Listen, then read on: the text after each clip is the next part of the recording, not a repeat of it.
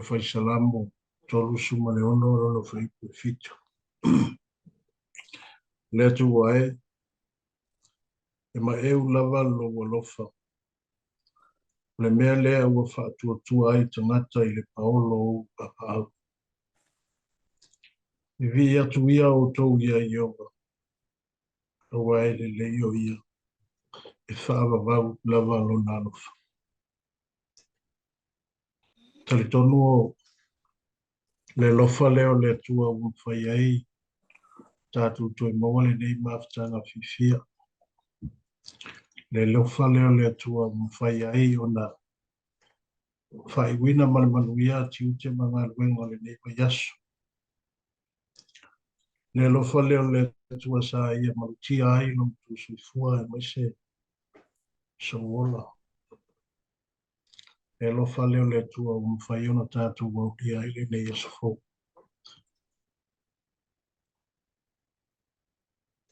Tantonu ai le whamoi moi. E lava ina a whātia fo inisio le tātou a inga inisio whaara velave pe o na vāv ai atu iai.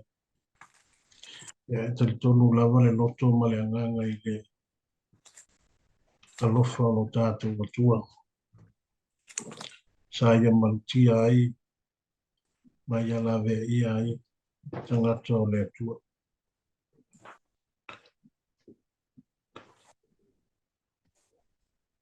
O lea tātou te whitai ai ma o tātou bi ia le lofo le tu.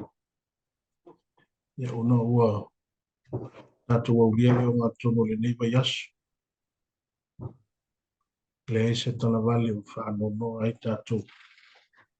Ia o le leo le alanga o le fifia ma whaamanu atu. Ona o lana tausinga ma lana pipuinga ia ti tātou uma. O le la tātou te whafoi ai le vi inga ia te ia. Ina ua mawhai fui ono tātou koe mawale nei maftanga fifia. Fifia lava le nganga le nei afi. Whai ilo leo whatawaa whai masui o le mātu au ofisa. Le fionga ia ngasa te tai. Mese fōi ia le mātu au waa. Ia mātou te ofu alofa atu, ma whata alofa atu. Sunga le tātou ta mawha le nganga, pasta pānapa. Ia mese fōi ia le whaitua mani no whaal. Ia mā lo le wholau. Mā lo le wha atu toa. Ia mā lo fōi le tautua i le atua. Ngā tai leo le sunga le tātou te tai. Whaletua mani no whaara. E mese ia le sunga i Toeaina mo lātu whaletua. Mālosi o le tātou me kālesia. Ia e mese ia mai a tātou whanawiti. E le whaangaloina fōi ia hao sina o le tātou ngā luena. Tātou tina mātutua ma tu mātu. Ia whaafetai le atua i lana tau singa i logo tū soifua. Vava ai atu. Ia o mawalunga lava le alofa le tua i tono si o tātou a inga. E le whamano atu e tautai ai. Ia wai o whaiva matiu te le nei asu. Ia mese le nei wai asu. Ia whamano ona sa. Ia whamano ngā lui. Ia mi ia lava le alofa le tua i lona alofa malona le lei. Leo o tātou lia mai malmanuia. Ia vaenga o le tātou pōkalami. Ana le tātou maftanga talo le neias, le nea fiafi. Ia le ngata fui le ia susu ino na na fionga. Le whata alofa atu ai, ai o pelo le tua. Ia ma lo lava le folau. Ia te loa ia o pokalame masani lava le tātou maftanga. Ia a maea ia le tātou maftanga i luma nei. Ia ona tātou ta ape foi lea i tātou groups. Ia su e foi ia vaenga o uma ona whatatia. Ia ona tātou toi foi mai foi lea i luma nei. Ia wale whai wina i tātou talasanga. Ia tātou tele i ta apela. Ia o lea o whaia sa tātou talo. No mātou te mai o le langi ia lawanga lofa. Whawhtailu wanga le lei, whawhtailu tūsinga no nātou suifua e me selo mātou ola. Mo watu le nei aso, sa whiangai mātou matiute mga wenga. Na yo mātou whanau fo ia o onga, ia bese fo ina yo mātou tina mātua matama mātua sa taptapua i o mātou whale. Ia whawhetai tele tama ia te oe, i lau tū singa ia te i mātou uma. Ia uma whai fo i ono mātou o via mai, ia le o mātou no le neiva yasu. Ia pe whatau ruina fo i ale mātou mawhetanga te taro le nea fiafi. Ia o lea mātou te watu ai o luma, ina ia rātou malau o fio. Ina ia whauina le mātou mawhetanga nei, talo i lau fio ia i te rātou saunia e fulfuna lau a fionga, pe suina lau a fionga le nea fiafi. Ia mātou te talo i lau whaunga ia te rātou, ina ia whau lau a fionga. Ina ia vele nei a fiafi o se whamanianga ia te mātou uma. Ai peita i ta mau e si fia, mātou o se whanau tu i lalo ma le atisana. E mātou o atu i o luma ina i reile whaasalo tu ina i mātou. Na i o mātou mawale nei mawhtanga fia i ia i pia oe. Ka mangalo ni o mātou se seta mā, ka whitai tele ruma lei malau whatasi ma. Swafa Yesu. Amen. O te lele, tu atu lea manu te lele. Tātou te susuina i fuia, tātou tāupu. Ia ona tātou whatasi mai fuile i tu mo tātou tātanga.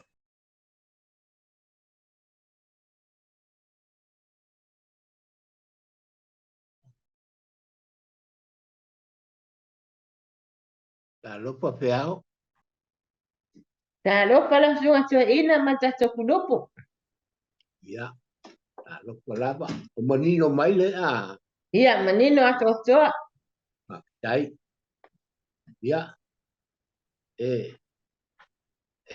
O la leo tele manino manikiri atu la wa aipo ato ar tatou ku. Ia, no wau kei kako. Ia. No le I le fatua ia wapa le loko ko kiki di fong nasa.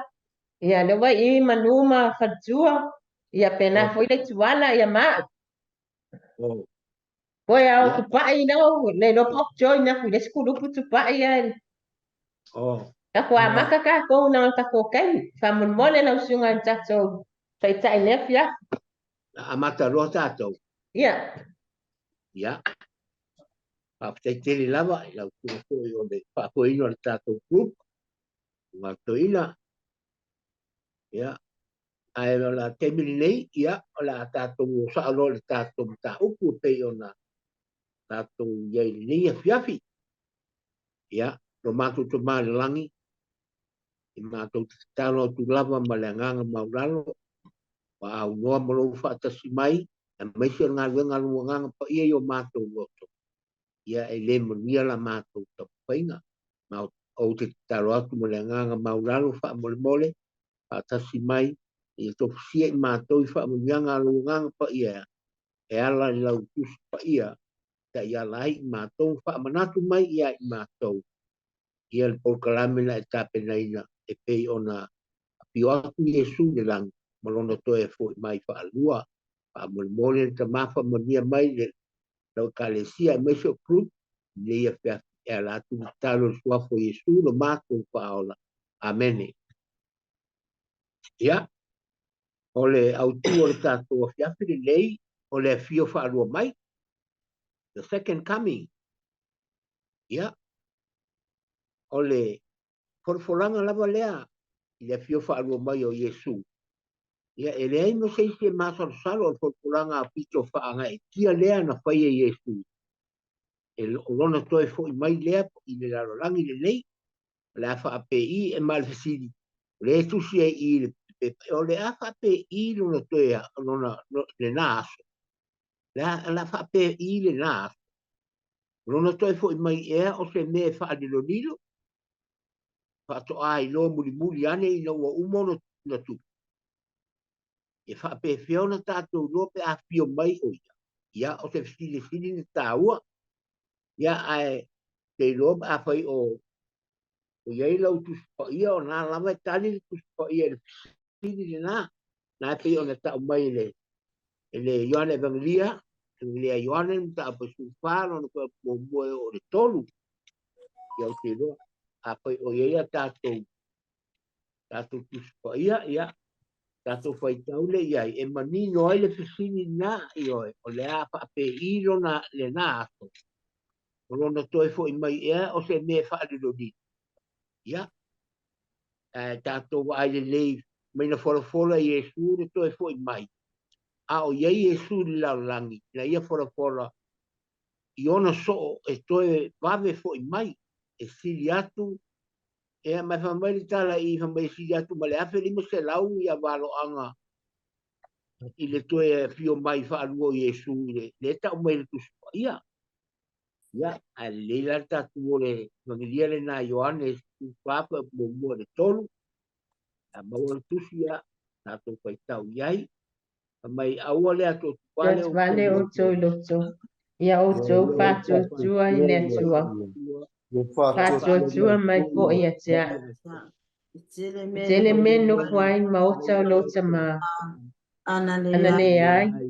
Po wau whai atu i ate o tō. O te ame sā uni se mea no whai o tō. A whai fo i o te ame sā uni se mea no whai o tō. O te tō sāu. O te talia fo i o tō whātasi mā. Na ia iai o tō mea o te ia.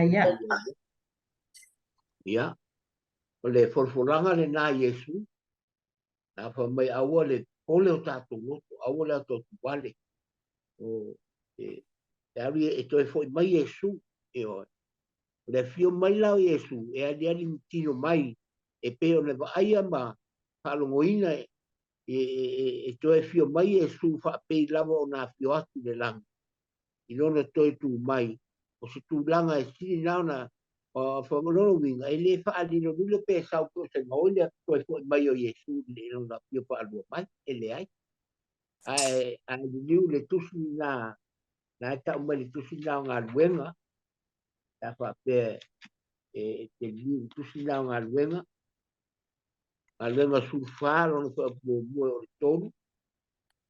Ia, ana tātou whai tau foile, ia i tātou ke maramla mai. Le vaenga le la, le fia mau i Jesu e adi mai, e adi tino mai, e vaia ma whaarongoina, le sau whaadino lilo, i oe. Ia, a le tuki la ngā luenga, surfaro mua. O sori ngā luenga ta mua, ono foi o poiva tangata tutasi. Mua ngā luenga ta o poiva tangata tutasi. E talai atu ia mea. Ona si itia lea o ia. O lato o vava ai atu. Ua vea foi o ia i le ao. E o lato luma. Wa lato turi mata ia e le langi. A o fio a e o ia. Whauta foi. O tangata e te o lua o tu mai a te i lato ma o fusina. Ua la fai mai. O tō tangata kanila iai. Se ane mea tō te tu wai. Ma vava ai le langi. O Jesu le nā wa ave ina ae na ia te o tō le langi. E whapea o le tō e fio mai o ia. Pe o lona fio atu le langi. Na o tō vava ai iai. Ia. O nā o tau maritus pai. E whapea o nā fio Jesu le langi le na vava ai iai. Ia o na soo. E whapea nā fo le tō e fio mai o Jesu. E le fio, e le fo i whaalilo lilo mai Jesu pe le ai. E lo uma lava e tō e wa ai uma iai a mata o tangata e le tō e fio mai o Jesu. Io, nā pēn tau mai le tusi nā ngā rua. E le whaalilo lilo le fio mai o Jesu. Wa ai a ma wha nongoina wha pei o le a emo mai o le wila mai le tu le isi ku o la ia pe aka ko vai le langi ai emo mai le wila. Ia ilo uma kwa isi ku o la.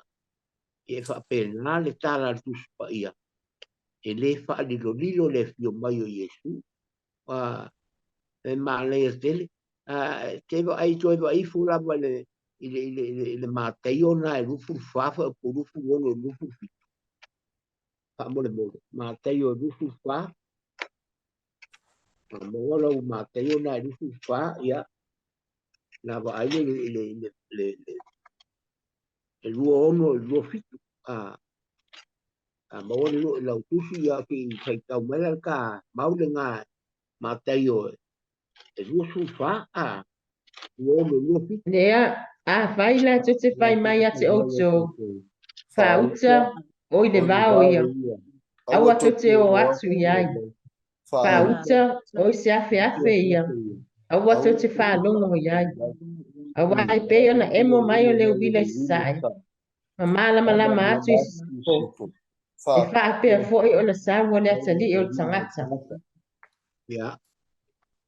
Nā awa tasi nei o nā o tau mai tus pa ia. Awa ne ia nei pasa se ina i tātou e ni manatu o nista ngata. Le ai. Tātou te muri lava ma tātou stai, ma tātou whaalongo, ma te umau no whinangalo mo tātou loto le awhionga le tua. Nā e peo na whai mai le tāla mā teo rufu whanā ruongo ruopi. E se le mana ia. Nanga e fula kau whaasere o lola maringi vai kai. A whai tātou te whai mai ia, a whai lako ki whai mai ai kākou whauka. O le vau o ia awa kokea. Ko aki ai, awa kari kongu iai. Yo langa o kela la au kau fasi sele, ule American bilingi. Ya, e ai mata uma i le fo i mai o Yesu. Te kala kasi ngā kala mau ki ngoa na kuspa ia. E ai mata uma lava i le toe fo i mai o Yesu. Wai le tusi nga whaalinga mta a momufa a pue. Na e ta umai o kuspa, e ai uma i ai mata. I le toe fo i mai o Yesu. Whaalinga whaalinga no mta upu mua. Alon foi upu e fitu. Whaamone. Ia, maua si ka kongu ai le. Le maule ngā e ka umai. E wa ai maka u ka ke wa ai umawa i le fio e le sau whaadino milo Yesu. I sau fo se si te pelo ka kongu ka isi se e ka kongu. Ia e wa ai le whaalinga ngā mua la upu e fitu se whaitau. Whauta, o loa fio mai o ia mau. E loa atu foi o ia e mata tangata uma. A toa mai e na tu ia o ia. E tau whaitang tu i foi tu a inga uma lalangi o na o ia. E moni, amene. Ia. Wa ai ai tala tu spa ia le tatu tu le fia. E o ai le vaenga lenga whika ngofi la. Ha? O mo ele lenga Awa lenga. Yesu. Ai uma e ka ngaka a ko mal vaenga lenga ia o ia ia. Io mai e kau fai kan ku i fo i ku ai nga uma la langi onga o ia. E mongi amen. Amen. Ia. Fa ai e lei ma se si e le e e koe wa ai uma tangata i le toe fo i fa alu mai o Yesu. Pa fitai i le fionga le tua. O le fio fa alu mai na Yesu pa le tapenanga na Yesu. Le o ta mai mo i tātou. E ta e au i tātou mala mai. E le o e na oti a ke viso mai, pa mai. O e na whioti a ke viso e wala a wina i le ola. I le fio whaarua mai, e le leo o le alanga. O e na oti a Kristo, e wala a wina i le ora i le fio whaarua mai, e le leo o le alanga, ma le ilia o le pū. Mai, a mu ia a whai ka ko ke mo se whakai kai ngā whai o ke ro o mai leo ki a ke au. O ke karikongu lava. Ea, o ke whaalongo i le langa mai o le lia o le pu o le fio mai o Iesu. Ngā ka mai le maunga le Tesalonia mua no mta o wha. E se vai ko e ka ko putu ngā. E wha maungi ai fo le Tesalonia mua no mta o wha. Ia, vai le wha o fulono i fufitu a. E wha maungi ai le vaenga na o ta mai le. I tātou le ia fiafi whai tau. A waia fio ifo ma le langi lea li lava. Ma le alanga, ma le leo le ange sili. Ma le pua le atua. E mua foi on toi tu mai o e ua oti o yake riso. O na fafua se i lea on ave i na e o i la tou o e o la. Matatoe. Fatasi mai la tou iau. Ina ia fta ia i ma le ali i vani monimo. O na tātou fatasi pea lava lea ma le ali.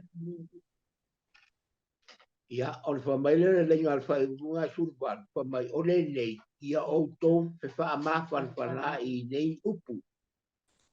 Ngā ua mangingo lava ma ngai ake. Ka kou kalkong a waia fio mai Yesu le langi le li lava ma le alanga, ma le leo le angilu sili, ia ma le pua le tua. O la la mea e mua fo i o le toi tu mai o e uoti o ia ke riso. Ka ngaka ia mua ko ku mai ka ngaka uoki o lo oki o ia ke riso. Ele ko ku mai ka ngaka uoki a o la wale o ia ke riso. Le ai. Mo ki ngoa le mea nga. Amu ia e oti o ile ri o le kaunga unga ngā le kara ngā so se mariu lava kwa alongo ia. Amu ia e oti o ile ri aisea wae mua ko ku mai la tau na. Ia au mai lea e ko o na fa ko se i leo na ave na o tātou o e roa. Ola ma tutoi e mua ko ku mai e o ku ngamau. Ai fa ko se i anga li o e ka ko. Ia nga ka ko ele i lunga ile i fea. O e vai e la kuspo e fe ka ko ia ka pelo e muneli. A fo se leo na ave na i tātou o e ona ma tutoi fa atasi mai la tou iao. Ina ia taiai ma le li le vani monimo. Wai, ka ko ke whekaiai ma le li le vani monimo. Io, e le whekaiai, le whekai ka kuni lau rangi nei le ai. Ma ngingo lango le tala le kuspa ia. Ka mai, e mamalu le foi mai o Yesu, Jesus regain will be glorious. E mamalu, ele se mea fa sama noa vole to le tako nganga ele ai. Mai ile fio mo mai o Yesu le rangi ni fa na mai le fa le o man. Mai ile se ole menga le fio mai o Yesu na fa nga mai le fa le o man. Ai fa auto ile ese ai o na fio fa lo mai. Wai. Ka ko wai le akale nga fa nga mai Yesu le fa le o man. Ia ma ba ai e ka ngaka ia Yesu. O si e ma Maria. Ino ntina. Ai fa mai le fio la lela asa mai ma te yo na e du lima na ko toka. Na e ka ko ai le e mai e se pen na le na ma te yo ta mai ma te yo na e du lima a o lona foi upu e tom tafi ya ta ko ai nga mai kau de le ya ko de se o mele na e lua ya fa kau le vai le upu ya e tom tafi fa mo ia maua ta ko fai tau ia i fa to tas fai tau sa fai mai fo ai se fa ke ala nava ia vatu ia le na si pa mole lo lima le mateo a lono foi un po to tasi lo lima le mateo fa to tasi pai o maua ia ia to tas pe a saula te Le telia tangata i ona mamalu, ma le au ange whai a oma, pātasi mai ia. Ona tia ia o ia na loko ani mamalu. pai e a saule a tali o le tangata lona mamalu ma le au angelu pa ia uma whaatasi ma ia ona ki e le o ia i lona nofo ali ma ma la le winga o le nā vaenga whaswhai tau. O le afio mai o Yesu, le la asawa i nei. Vai, o tu whaafea ngai ma le melen whanau mai Yesu le whale o mana. Wa anga whaapeo se isi e whaangau mai tangata e whaangau mai whale o mana. E amu e isi tangata e. O e ngai whaangau mai whale o poki o. Ai i le maurano le melen whanau toi kua mai Yesu. Ai whai mai le mau le anta toi taua nei. Le taimi le la ato e fio mai Yesu i le raulangi nei. Pa mai e mamalu lona toi a fua whaalua mai. E pa ia e mamalu. Pe a saule a tari o tangata i lona mamalu. Ma le au a ngelu pa ia ma whaatasi mai ia. Ona ki e ile o ia i lona nofu ali i mamalu. O ka oka. Wa ave a le tuolona alu pele to tasi. Na ui mai le whale o manu ona o tātou. Awa le whaola ino i tātou mai tongi o tātou angasana. Whaauta le aso le asu ia ai o tātou tino i wale i tino ona pea e le toyoti. Ia le o mai le tāla tuspaia. O le la ia i tātou le nei. Ia whaauta le aso le asu ia ai o tātou tino i wale. I tino ona pea e le toyoti le nei tino. Vai la le konito mua mta apostu lima. A ta o mai le tusina konito mua. Alona ta o pue tu lima. A mata fai tau lima tasi ma lima lua. Ma ola o konito. O te tau api ake o toile mea lilo. E le mo i tātou uma. Ai li iua i tātou uma. E whafua se i lava o le e mo le mata. Ka i dia le pufa uma. A wā i dia lava. E tōtu tu mai ai e uoti. Ma le ola pe e li iua fo i tātou. Ia. Na ua manilo le tala le tuspa ia. E le to e oti tātou. Io. Ta maua tātou le tino e ola pea. E le to e oti tātou. Io.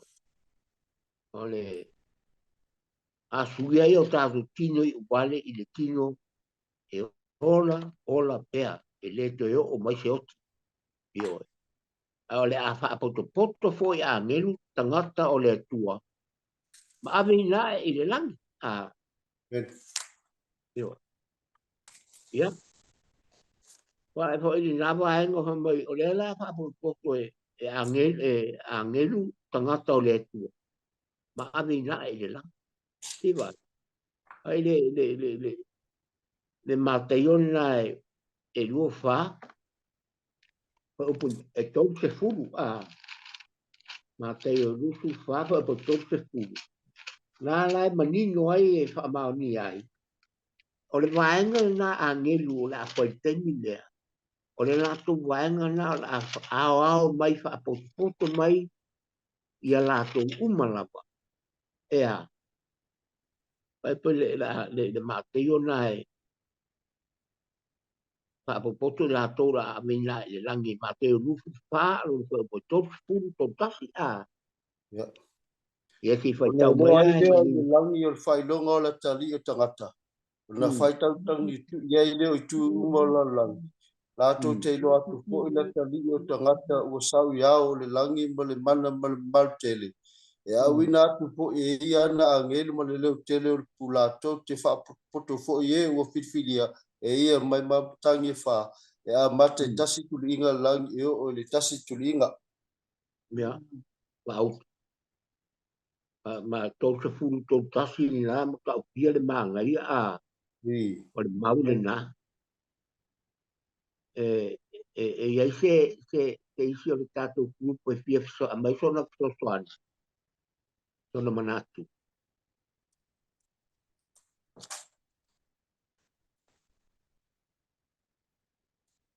Ia le lei tupa.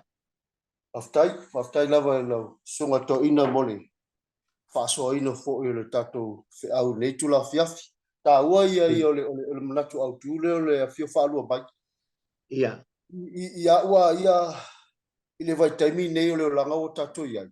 Tō tele o tangata i le langi nei ua a mata o na ua whelu sa i lato mawhau le upule o le toa fio whaalua mai. Tō tele tangata e mai se whaitata inga lo whamatalanga e mai se tō tonu o tātou e kālesia. Tō tele tangata o tātou e kālesia ua whai mo tarata i whafo whai ma tō tonu o tātou e kālesia mai. O whe ea le toa fio mai o lewa o na maliu la ngā tamā o me te mini le toa fio mai. Tā ua ia o le lua peteu i le whai upe tōru. Lua petelo mta upe tolu alo whai upu fia whai tau ina wha mora alo mta upe tolu whai upu lono tolu whai mai. Lua petelo. Ua mua uno iloa le nei mea. E o mai i o na aso e ngata ai o e tau emu. La tau te sa vale tu sa mo la tau tu ina nau. Mar whai upo e wha. E wha pia mai fo i la tau. O i whea ea o le upu na fola o na fio mai. A wā talu o na momole au ngata maa. O tutu mau peo ma la tau talu o na whātua a whaia. Ioi. Peo le maulea le mausali mai aile le talito nunga tātou ia le kālesia. A mai se tātou tāta whātua tua. A wā tō tele oi whai. Tō tele o tangata o lo whapeo le whātau wemu mai. O whe ea le a whio whaalua mai talu ona. Le vanto loto le koe a whio mai Yesu. O le maula le wha mausali mai ai. Ia whapeo na tātou whātua tua ma tātou nuai. Famaile ele manao le tu ia fanu sis ai manao ia ia manao yo o la tu mar salamo paftai mala vanua la sunga toina ai tu pa mata go pele to soan ia o pe ao lo atu si melo na ao la ele lo atu pa mo le mo na tu pa ile no va ia Ya o manu. ia Te vore wanoa, te whamaria tu tātou kulupona, o lau topinga wa waku lau sumato le pai. Ia o le se kopi. Ia tā waia le au tu o le tātou mata puri ne fiafi o le fiu whātua mai. O inga le ua o tātou sārioni, o tātou matosi la fiama, o tātou iloa o ngatu spai. E iai le pātele toi a fio mai ia Yesu. Ai, e whawhea lau na tātou iloa. O nisi o lau kerisiano, whe me la tō a fio whātaka. Ma atu lea, ai, tātou wawa ai fo i le fio ngā lea tuolo mori mau e whapea. E i taimi e o mai ai mea wanga ia le walo ia. Le wo tō tele nisi o lātou. E o mea nei taimi. E wa ia mea ia wa tutupu mai le lalo langa. O nisi kerisiano whe me lātou, Jesus on the way, Jesus coming. Me lātou, le lātou e sauia Yesu. Usala o vaenga i le au kerisiano ia mai lātou wa o ina. O te taulo ona no fosa uni le tangata. Wai mori mau, i le te salonia le e lima no whai upo e lua. Ne whe me e peo sa uranga oi. E le mai no. Mai tau ina fo i mora tangata whao mea mora tangata na oie e le ilo e se sile tōtoro. Whapena ala le soifuanga kerisiano e tawuna no futa pena mo no fasara. Awa e le ilo ale taimi e toi a fio mai e ia e inisi vaenga e ta ua foi pei foi lao le nisi o mau ia le whapea o i lato perfeta pepelo. O isi lātou ia leo o te lea o mai e tau whaasese ai lātou. O lātou o inisi o tangata. Ia, whe mei o le ma le Eo no sa whaapupu atu nā. Ia o tātou nofo sāu. O le tau o le a Yesu le lātou e sau. E le ilo e le tangata. Au le tātou baenga le nofo tāpena. Ne ia fio mai Yesu. Ia ele usau ni tātou. Awa no.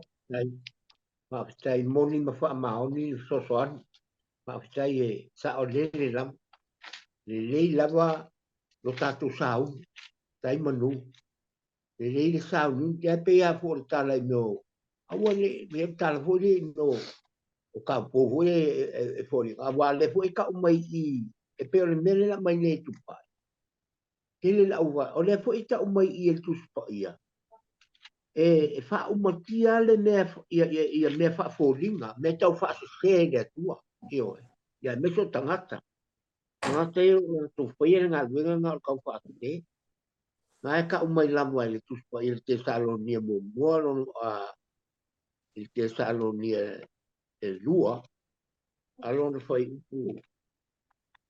o Fa. foi o ono lua te salonia lua lon foi o ono fitu male van ola bola tusi la va ale ia e fa uma tia kas nga ia le va nga mo nga ka kau fa se male ka mo foi o au fa foringa la pretend e foringa me bomira la ko ke ka mai ia ka ko mala ko foi ai le ai pe men ka mai pa ile ko kele ka nga ka e a se ka ko ia wo ka ko ai le ai ka ko pi I mau pe I us pa fa mai le te salonia na luom ta o poe e ono o lua le te salonia non ta o poe e ono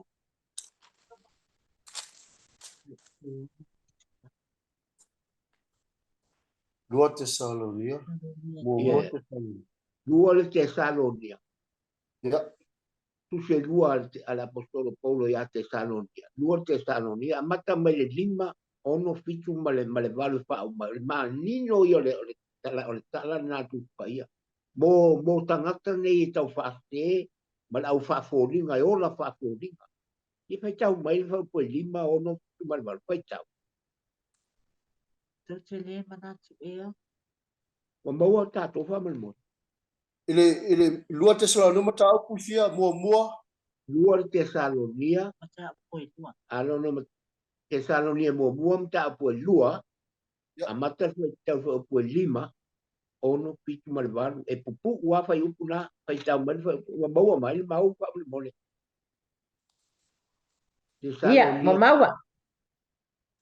o le tusi e lua le apostolo Paulo Ia. ia te salonia lua te salonia ta ina lua alfa po lima ono fitu mal valu wa pupu wa fai tau Te le mana tu ea. Na o fai atu ia mea ia te outou.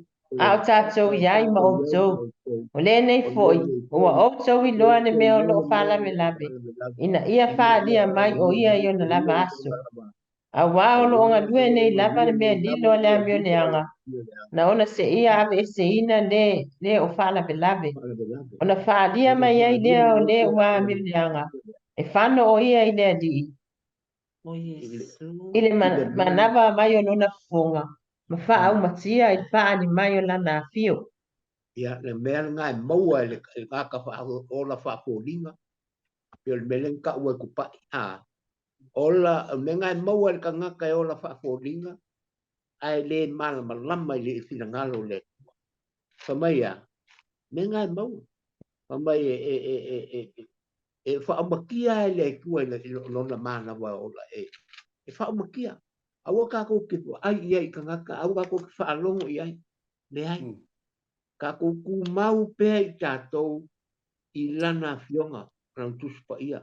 Ma kako ku mau pea I te tonu o lona a inga e kalesia o e o lo tau fi mau I le fionga le tua.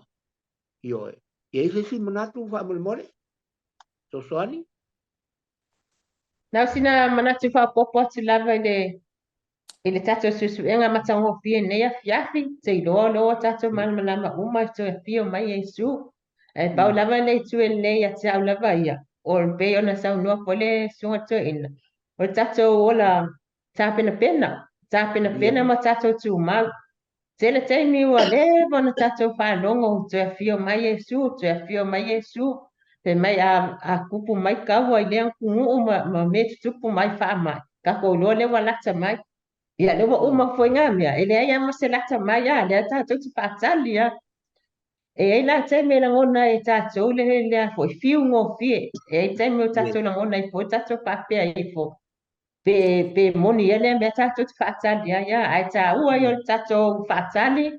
Ma onu sai. ma tu mau pe tono le mone le tua a wane o tato pava vai le tato fiu fatari le fiu mai Yesu le o manino lava e a fiu mai lava Yesu iao e vai e tato mata a io tato saun a vai fa fo se lava le do e tato le tani pe ona mon mawina ne tala na tau pon mata e lusful lima tato mata ala ia wa tato le do te me sa wa fatu afa ia va ia nei te la wa tato mo moi ia pe te fo tato pa vai ia ana le mo le tato ia le manuia le wa mo na fai no mai ia tato le ma ai le malu o ke riso i le te me fio fa do mai o ia fa tai mo wa no fatu ia au afa nan si me na au Tai so fie fa so nei tato fu nei a pia ia na si no manatu tato ta upu fo nei a pia man tu fo la fio mo mai Yesu na fio mai o yo le tama ma buena fasia na fa ma ma diu fa ma lo tato wa sala ale fio fa lua mai la le Yesu ia le ele o te sala o yo se tama ma buena ia la fio mai o yo le tupu ma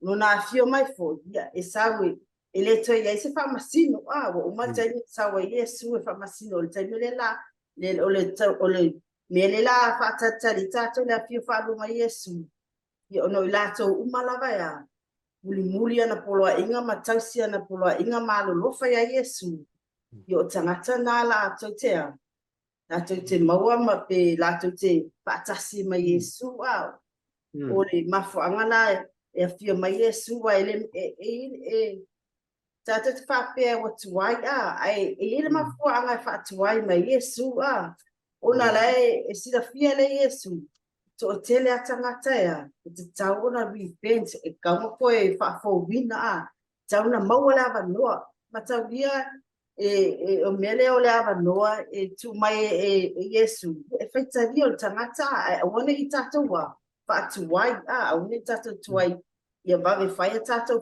pilinga manu o tatou maua Yesu taimi nei wa afio mai Yesu e tatou tele i maua Yesu matua i lea nga a tua taimi tatou wa tatou fa pia tuai i o Yesu le na matou fa tatali ia ele ina se winga tato te fa pe atwai o yele tato fa ola le tato fa tatale to ile tato tele sauni ya tau tato sauni so se taimi lava ia fio mai Yesu ia fa pe ia o watali ile mo lo fine le ia wa sawo ia vatu mai tato ai ile mafanga twai mana o Yesu fa ola ina mai tato pe na alo ia sa wi se lea no foi no foi tato pe atu sa io fa so atu le tai no ia lava tato fa so le fia tai te la mata ngo pie te le pa so wa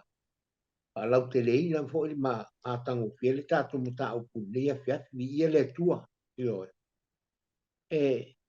o le tala le na o le pe ona mai fo ile o le afio fa alua mai e le to e pu le ai e le anga sala le lalolangi le pe o le afio fa alua mai e le to e pu le ai e le anga sala le tato lalolangi le mai ka ko kile ko ngo le ka mai ku pa ia ai o le si fo te si le fa pe mai o le to e fio mai o le pa mai wa e sau le aso le e pe o le ngoi le po e mava e se nai le langi male ngolo tele e ke e se ai fu yo mea nga fa ia inga ua bu o le langi fo i manga luenga o iai e susungu inga lava le ka umai le kaiminga e ingoanga nga fufuru e le kua le lolo a le kaiminga e iai ka kou e le ko ise lolo pe mele nga fufuru le langi le nga fai le kua a ngoa foru pa a kaiminga le langi ka ko le iunga e fufuru ele e fa mama le kua le afi sungu le afi mama le o kala ku pa le pequeno nga lu nga pu ko pu suko ai fa ta tali ta to i le langi fu ma le lalo langi fu e pei o lana na fora mai. E mau ai le a mi o tonu, mau surfa, o le nei le au pele, ua o tau whaataritari i mea, i la mea, o ia mea, ina ia maua o tau e ia ma le manuia, o le pona, ma le matau le angaina, po suono. I o tau manatu o le ono sai o lo o tātou ali, o le o la tanga lea whaapei o na tusi atu i ate o tau e paulo lo tātou uso pele. E tusa ma le poto ua fua ina atu i ate ia, po suono. E whaapei o na, whaapei o ana tusi umala o lo tala ina ai nei mea. O ai nisi upu wha matananga tā ua wha winga se ina i tangata e le ia o ina. Ma ua le wha atu mawina wha pei o isi tusi foi e o ai lo tātou lava malaia. Pa upa surfitu wha umai. O le nei le au pele i o tau wha e tete i ate o tau a wā ua mua i loe o tau nei ita i seina o tau i le se o e wha le tau pulea tau te pā uwai i le mea sa o tau tū mawai. A ia tutupu o tau i le alofa tū noa ma le poto i lo tātou ali o lo tātou whaola le o Iesu Keriso. I a te ia le vi inga i ona po nei ma i o i le whaavavau lava. Amen. O le apopo inga muri lea a le apostol Paulo lea mai ai tātou o lo whaataritari. A one i tātou, a whaaseina i tātou e nisi tangata i o lātou. I lea ai. Tātou muri ta i pēr i le tātou ta iala. O le tuspa i o le pionga le atua. O tātou pola wa i pēr i pēr a tātou o lunga le vasa o le tapasa lea. Ia e tai ai pēr e tau wai le tātou fōlau. I le manuia ma le ola e whaapau. A wā mo tātou yoe. A wā e lei pe ana tātou lei loa le ala o le amio tonu. Pau puna e le tāla tuspa ia whai le lua pe tero no tātou lua whai upu e luta. A wā e lei pe ana tātou lei loa le ala o le amio tonu. A e le anga ina ua tātou loa. Ma toi liu ese le oloa inga pa ia. Tātou ina mai ia te i tātou. Ia. O le ale le tātou waenga le nā. Ia o le promise lava le nā le atua. A pai tātou te anu whātu ia te ia. Ia. Tātou tū mau. Mai a awane o le fio whaanua mai o Yesu. O le nā tonu lava. E tau o le promise e Yesu lena whai. Lena pe tātou whai tau wina. Wa o te alu sa auni se men no whai o tau. A whai fo i te alu sa auni se men no whai o tau. O te toi sau. O te tania fo o tau i whaatasi mao i le mea o te ia. Ia. O le pautuanga le mo i tātou nia whiawhi le a ingo le tua. Ia tātou o sai. Tātou tū mau i le tua. Ia awa o le moni lava e le stele i le pile a pionga le tua. Whaatai le tua. I lona kina ngalo o whaadia mai. Ia. La o wha ai ua tua le talo. Le tua lo mātou to mai o ni langi. Whaiwina le mātou mawhitanga ma le mātou taratare noanga i lau kina ngalo. Whaatai le plan na i tuina mai e ala i lo walpelo i Yesu Keriso. Wafio atu le langi e whau tua mo i mātou. A le fu o mātou whaitau lau tuspa i o lo kina ngalo lea. Ia mātou tu mau pēr i a te oe. Wa ao na toe fio mai lo walpelo i Yesu Keriso na maliu le sa tauro pa malingina lo na toto mo i mātou. Le tua. Whaatai i lo kina ngalo. Whaatai lo walofa mo lau whanau. I lava ina mātou. Whaatai le mawhitanga mātou malo nganga pa ia i ato umai leo noa. O lo whaamanatu ia i mātou i o mātou lo. Mea le lei e ao na mātou whaia. La tātou mawhitanga le tua le tamā. Le tua le alo. Le tua le angang sa nei e o le whaavavau. Whaavavau lava. Amen.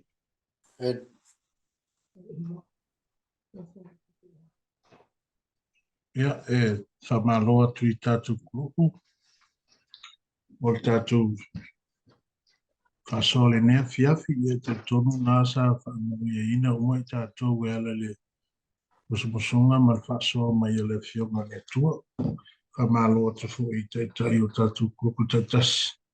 E tu sai foi ma whaiwa lofia au ia sao tu whenga iei awa ia le whasoa ina ia o le fionga le tua le nea fiafi. Te tonu lava ia o se whamanianga ia te tātou, o se toi whamanatu ia te tātou. Ia wale tāpin pinanga le tangata i lola ia lana nofo whatara. Ia o alo ia peo na toi o ai mai le tātou wali whaona ia lai lona toi fo mai. Te tonu la le nea fiafia o nā sa whamania ina o mai tātou. Ia le te mita ua le nei, ia o te loa le la tātou whianga i ma tātou tarsanga. Lea tātou te anu ko i leo le tātou mafutanga le nea fiafia o tātou tarsanga. Ina ia o tu whatasi o tō whianga ngalo ia ma tātou motu. Ina ia o tātou talo whatasi. Ia tu ina atu mana onga whapito o tātou ngaloenga i mo le tua. Wa o lo tātou au whatasi mo le tū whatasi tātou lotu. Ia tari tonu ia whafonga le tua i mana onga tātou te tu ina atu ia te ia. Ia tātou te talo whatasi e le nea fiafi. Ia ai le lua lava tātou sui. Ia leo te wala wina i male whanoalo lau sunga le tātou te tai. Ia ai whai wina le sunga le whawhenga inga ia tātou tarsanga le nea fiafi. Wale anganga whanoalo. Tātou whapolalo no mo le tua talo. O mātou tamai o le langi. Ie lau o fio pēr le vi inga o le whamanu mo le whanetang. Amen. E ia te oe le whaftai. E ia te oe le vi inga. Awa oe lava o le tua e pale ofu i vi inga. Oe o le tua o le vavau e o ai le whavau. Oe fo i e whane e ina lau suafa pa ia ma lau suafa pa mar. E nei afi e le whaititia lo mātou fia whaftai atu ia te oe. Ona ua mātou maua le nei avanoa mātou te mafuta whatasi ai. O mātou whatau nuu i nai le porkalame pe ona o mātou masani e o ngā tono vai aso taitasi. Ono mātou o mai lea mātou te whaitarusanga whatasi ia te oe. Ia ai mai se le tua lo mātou whaalongo ai whaasoa mai lau a fionga pa ia te tau. Whaatai whawai ure nei aso. Sa whiangai lau ai ngai tiu te mawhi au mga ruenga sa tofu le tangata malane whai. Tonu whale, tonu wharwhai ngā ruenga, tonu a o ngā whanau. Ia vi ia lau o fio. Lewa mātou te whaatasi. Mātou wheiroa i thia luka na mātou por kalawere rea fiasi. Whaatai whoi o marutia ia, no mātou wola o mātou whemalanga inu o awala. I whoi lea tua i le umalengang si whaatai ona le lave inga lau o fio i le whanau. Mātou tari tonu pe a mātou tūma mātou wa ai lea tua. I whalawe ono le sao mai ai se olo se tas. Ai whaatai lau puipuinga na marutia le whanau. Fhoi lava le vi inga i ate oe le tua o lau lo fio lava. O lena e whaia vāwenga se sidi ma vāwenga i tele. E le ma whaia o mātou mawhauwhau na whaapatarai. Nea fiafi wa mātou whaitau ma mātou sue ia lo toia fio whaalua mai. Whanau naunga leo i mātou uma. Uia mātou te whesoa ina i le nei o langa whainga ma le tele o whaafita au. Ai whanau nau lava lea tua mātou te fia iai lea maro. Mātou te fia iai lea ai. O e tā pena ina mo i mātou uma lava no mātou. Mātou o tangata ngasala. Mātou o tangata i le ato atoa. Pei tai no mātou whanau naunga lea tua fia o whaina atu mātou au na mo oe. Kai tai atu lea tua mātou. Ia mātou wa ai le aso le tua mātou te fia iai. Le manuia wa e tā pena ina mo i mātou. Wa e sira fia le tua whanau naunga lau kale sei patu spou. Mātou te whanau nau so mātou maru ta puai. Mātou ki ta puai sa o loto po ia oe. Ia mātou whanau nau atu lava le atua le ale teimbi te whina ngalo e whatino i nai ma tau nuu ia moe ni tinga. Ia o lau o fio lava le atua ia i le teimbi. Mātou tu inatu fo ia oe ia mātou fuafuang. Asfarele neila mātou anakonga. Mātou tu inatu ia oe la mātou pai postari. Le atua e sila fia. Mātou te whanau nau ina ia la vea ina se tasi mātou te whatasi le aso e te fo i mai ai. Mātou tu inatu ia oe ia ai ina se nganga. Ina ia o loto ma angang. Ina ia mawhaile atua o na uia le vai o le papisong. Ia ai mātou whatasi le atua i louto e fo i whabo mai. Ta mātou tu inatu ia oe lau au tarafau. Mātou te ioe lava le atua e o teimi whaingatale nei o le savaringa i lo lātou mālos tu puifu. Tu inatu i lātou i o au wha mole. Tu inatu fo ia kema semo i o au. I lava le tari tonunga i lo langanga fia au na mafia ngalue mafia tautua mo oe. Peita i lava vai vainga ma whaafita uli o le nei soifuanga. E li ie wha mole. Ia anga le leila ua fia mo fesoa soani le mafufau. Ina ia whaatu mawina pea le atua le loto ono sai. E siri o na vava ai atua ia te oe. Wa oe lava o le atua e te au maia le file mu moni mo mātou. Mātou talo i fuafanga uma lava ua whaatatia lau au ta vau. Ia nga ia tu fo i whai uma le nei tau saga mpor kalame uma lau e kalesia. Mātou te natu le atua e te whaatino mo i mātou. Whamanuia lau kalesia. Mai lava i se au pito i matua se i o ai se au pito i titi. Lau au na whaiwhi au mat whatua. Lau lau whai ngā luenga ma so se tas. I aile manui o lau a fio lo mātou mataifa. Mole. Ia mātou te taro whoitu nati atu. Oela o whai ngā luenga o le sapati. Ia tāpina ina ia mātou mau se sapati o whaapatu ianga.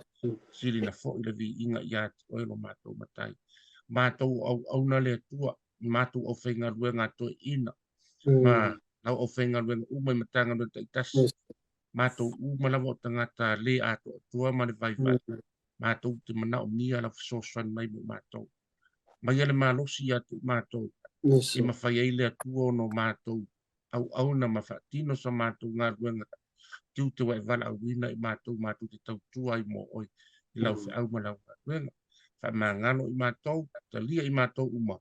I lau lava suafa ke riso ua mātou ole mātou vala au tuai nei. Amen. Amen. Heavenly Father, we want to thank you so much for our prayer request this evening. We thank you, Lord, for answering our prayers. Right. Lord, you know every single thing that is happening in our lives, Lord. We want to thank you for our church. We thank you for our parents. We thank you for our youth. We thank you for our children. We thank you, Lord, for the blessings you are to our Punchbowl Church, Lord. Lord, we want to just pray a special prayer for our plans that we have. We pray, Lord, that these are plans that we put forward into your hands, plans to bless us and to make us prosperous, Lord, because you promise that whatever we do, you are with us to guide us, to give us wisdom and knowledge. And we ask, Lord, that you continue to bring us also fellowship with our church, Lord, in a way that is according to your will. Lord, we want to just pray that you'll help us to understand how important it is that we can serve you and that we can do the best that we can, Lord. We know that we are sinners saved by your grace. And we just pray and thank you so much, Lord, that you care for us in a very special way to die on the cross for us. So we thank you for this evening. Maftang talo nei afiafi le tua ia whamenuia fo ia nei afiafi ma fufanga fo neva yasu o le matu talo le swa fepeli Yesu. Amen. Amen.